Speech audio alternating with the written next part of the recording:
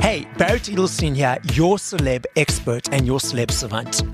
Celeb Savant is a weekly entertainment show. We have long-form career retrospective type interviews with celebrities, singers, actors, and industry experts.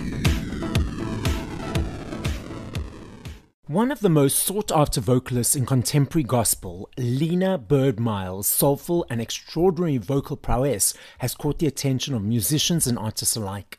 She has shared the stage with such luminaries as Ty Tribbett, Lala Hathaway, Dietrich Haddon, Dorinda, John P. Key, Doobie Powell, the late Thomas T.C. Clay, and more.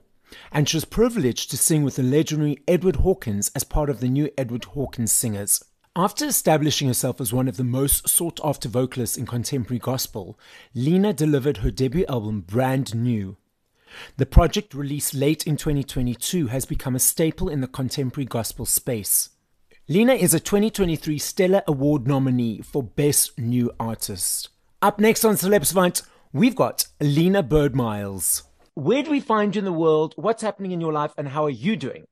Thank you so much for having me. You find me in California. I'm an Oakland, California native, and I'm a cosmetologist and singer. So I'm here to talk about the singing part of my life. But yeah, you can find me there. You can find me on Instagram, Facebook, Twitter, all of the things, social media. But yeah, YouTube, you can find me. So you can find me a lot of places. So now let's rewind all the way back to the beginning of when you decided, cool, the music world and gospel world is calling me. At what age? How did you get invigorated to join it? And let's hear the Lena music entertainment journey and story. Okay. So Lena's been singing since she was probably 3-4 years old. Of course, in my granddaddy's church. My grandfather is still a pastor to this day. He's 86 years old, New Hope Church of God in Christ. And it is there where I got my start. And of course, when your parents are training you, you don't have a choice. So I had to sing gospel because my mother's the musician there. She still plays the organ, and my dad plays the bass there. So you know how things go when you're a family church. If there's not enough choir members present, you're singing a solo. So that's kind of how my gift was cultivated and honed. And then some years down the road, my 2 little sisters were born, and then we became a trio. We sang as the Byrd Sisters all over. And then from there, that led me to do, being seen a lot more in my teenage years. I started doing sessions and background work for different people. And that landed me, to doing live recordings for people. And I got to be discovered, if you will, by the late, great Edwin Hawkins. I was able to sing with him for almost 10 years. As a new Edwin Hawkins singer, I got to go to Switzerland because of him and do international touring. Yeah, from there, my Instagram page led me to meeting Warren Campbell, whose label I'm signed to, My Block. And I recorded my very first album and released it in October 2022. So that's where Lena is now. Lovely. So the difference between being part of Edwin Hawkins' experience, one of his singers, and being solo, tell us the difference. And was there a bit of trepidation in stepping up and saying, okay, now it's me to be in the limelight? Or is like, okay, it's a natural transition? Oh, very good question. Very, very, very different because first of all, Edwin was this huge legend and icon within his own right. So knowledgeable. So it's almost like you're scared to do certain things because you feel like he knows it all. Yeah. But he was still approachable enough for me. Like if I had any questions about anything music wise, he knew that I still, although I was a new Edwin Hawkins singer, I would still locally sing solo things or be requested to be featured on different things or just to be asked to sing at different churches. So I was kind of being shaped to become a solo artist, if you will, while still doing the other things because I was always singing something solo. But I didn't know that I was going to be the artist Lena. So it was a big difference when it's like, Lena, you're out there. No, I'm scared. I want to be in the back. Sometimes, even though you've been doing it your whole life, it's always a new audience, new faces. You're hoping that people love your music or that it catches their heart. You have all these different types of feelings. So you have sometimes the nervousness is you're scared of the unknown. Like, what if they don't like my song or stuff Yeah. like that? Or what if I trip and fall because I'm clumsy or going upstairs? So I have moments like that where I'm like, Lena, take your time because you got on these high heels and you might trip or just, just all these different pieces that you're like, okay, let me calm down and take one step at a time. Let me not drop the microphone. I did that before and dropped the microphone. The bottom came off. Just all these different things. So I may have slight nervousness for other reasons than the normal nerves that people Yes. have. It's big difference. The reason I giggle is I'm the same. Like I do things quickly and I'm moving and then, oh, boom, boom, boom, falling up or downstairs. Yeah. And it's like, oi, vey, what's happening? And then like, okay, one step at a time. You have to talk yourself through it. Yeah, I've had so many moments. That's just a couple, but I've had so many moments on stage, and I know that's part of the reason I am the way I am with my sense of humor. I love to laugh, so I just kind of laugh it off, even though I'm embarrassed. I had someone help me down, and my ankles did the whole down each stair, and he cracked up so hard. The guy, he laughed so hard, his laugh was so high pitched, and he had tears coming down. I was laughing. I said, you're not going to at least call the ambulance for me? He started cracking up even more. He said, I'm going to make sure you're okay, but I'm so sorry. I just couldn't hold it. I said, no, I'm not even mad at you because it was like watching a movie, the way my ankles, I'm just walking in some brand new heels and then all of a sudden I just look like a little bobblehead going down each stair. And he's just doing his job as the security helping me down the stairs. So he had tears. He was like, I didn't know I was going to laugh like that. I'm sorry. I said, you don't owe me any apologies. I'm okay. He said, are your ankles okay? So did you hurt yourself? I think it was just me thinking I was too cute in my brand new shoes that somebody had just gifted me from Nordstrom. Yeah. And I said, right when she gave me the box, I said, oh, I'm wearing these tonight. And I put them on. And that's what I get. They hadn't been broken in, but they got broke in coming down. They literally got broke in. Oh, that's hysterical. So it was just the universe saying, hey, one step at a time, even in the heels. Yeah. God said, let me humble her real quick. She thinks she's too cute. Let me fix her ego. Let me adjust some things. Cause they were some shoes that I had been admiring, and I didn't know that the young lady who was a good friend of mine, and we sang together at other churches, but I didn't know she worked at Nordstrom, but I didn't know she was paying attention that I liked them like that. I think I was talking about them in rehearsal. And so right before I sang, she was singing background for me at this particular event. She said, I bought you something. And she worked at Nordstrom, so she got them at a discount. When I saw her, I just hugged her and I was like, oh. So I changed my other shoes and put the shoes she gave me on brand new, didn't, know if they fit right.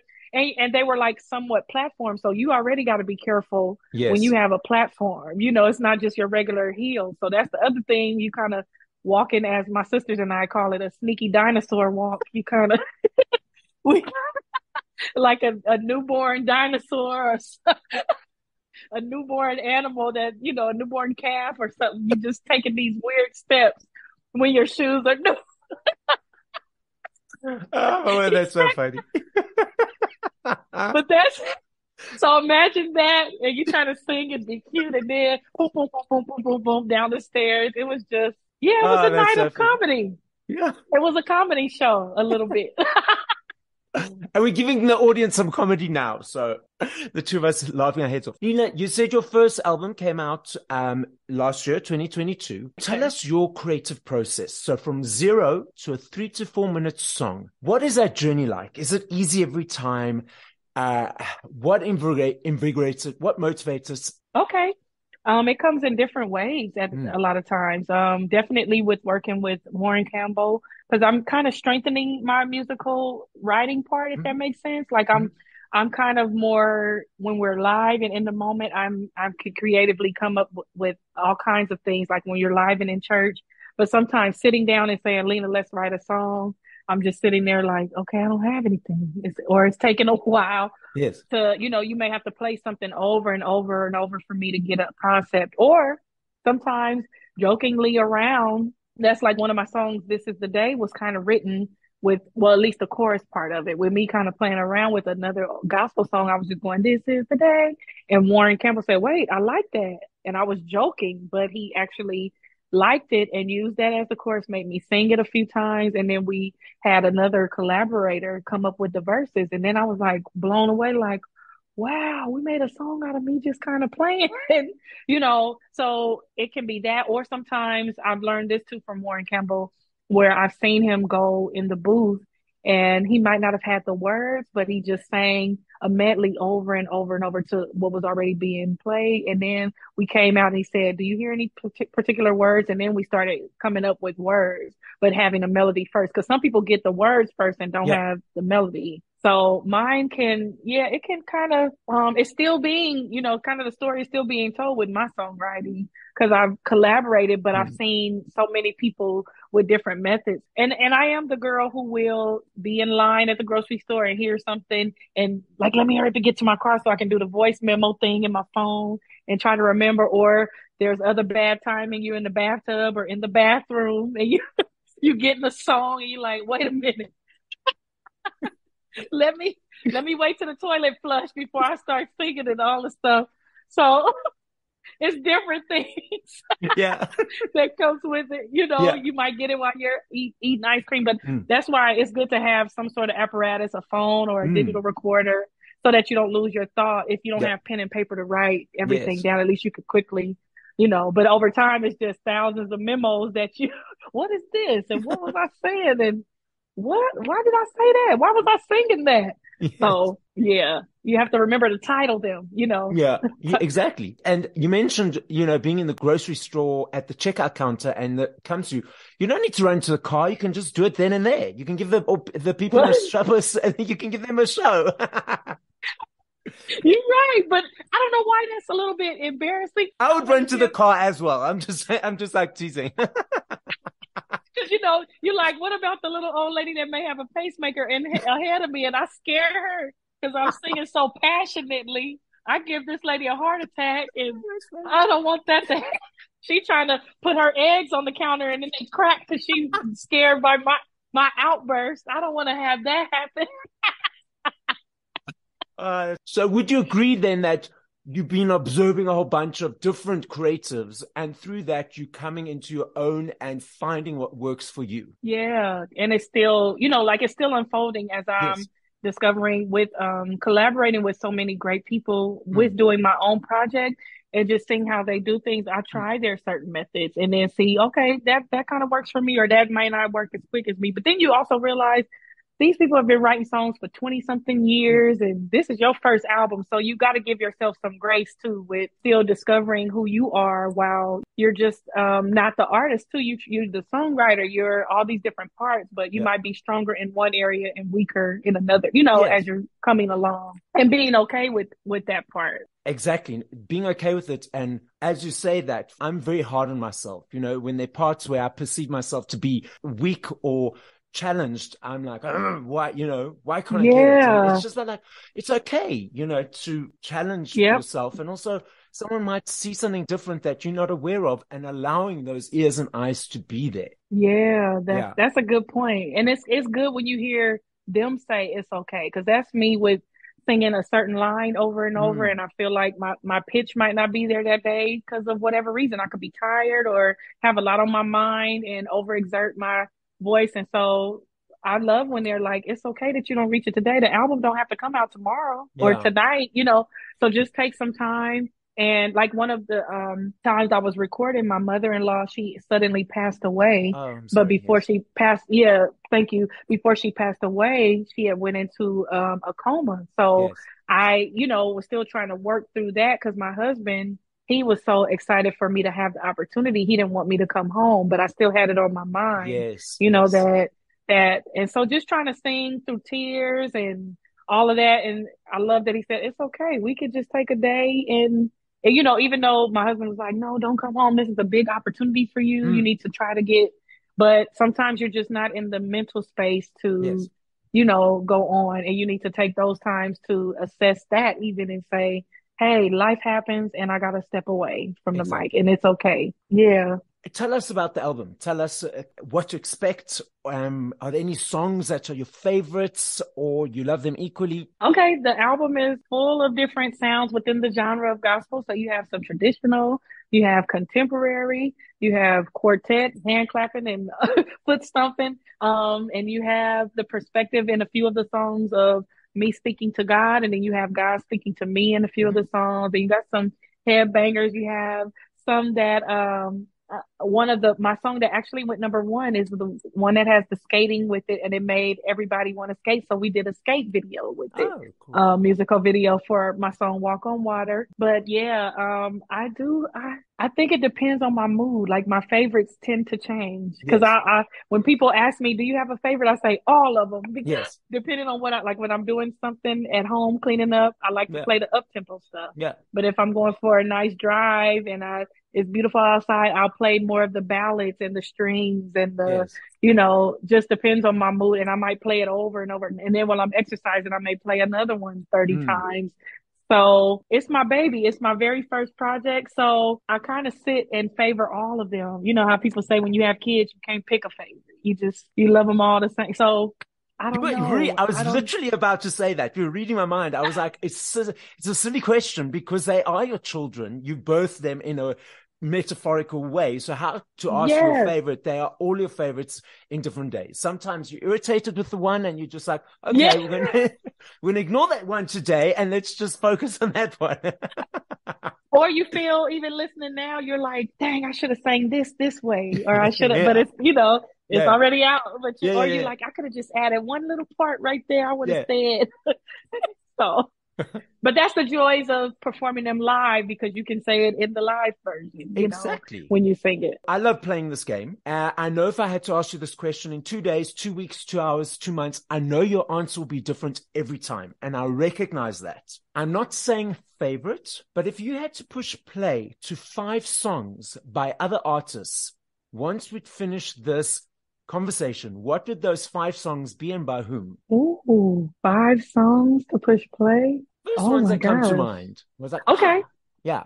Well, one artist that I guess probably because he was at the top of me walking yesterday, he hasn't released any new music in a while, but his name is Gary Mays in New Era. But I was playing his one of his up tempo. It kept me while I was on my walk yesterday. Yes. So I had that. So I know I would play, and the nostalgia sometimes that comes with music. So I remember when I first learned of his music and the memories that flooded me with that. So that's a feeling that I always love. Of course, I'm listening also to my label mates, the Walls Group. Right now, they're promoting and doing an album, and then of course we're listening to my own press play Yes. sometimes to keep my stream and my numbers up Yeah. there, and then my label mate Erica Campbell, who I'm going to tour with. Mm-hmm. And then, of course, I probably would push play to some Clark sisters. They help me when I need to clean up the house too. So that's the first 5 that come to mind. Lovely. I So love that question. I people loved tend it. to go Thank when you. they hear it, it's like, oh, okay. And then they do the first couple and then it's like, oh, this is very hard. Yeah, it is because you have so many. Anybody that's a music lover, you like, I could go Yes, from here to there. So, exactly. Completely. That's why I love the question. The podcast is listened to throughout the world. As a final okay. message to the listening audience, what would you like to say? Oh, definitely. We're in trouble sometimes, but God is our help. And if we keep looking to Him, we'll get the things accomplished that we need to get accomplished in life.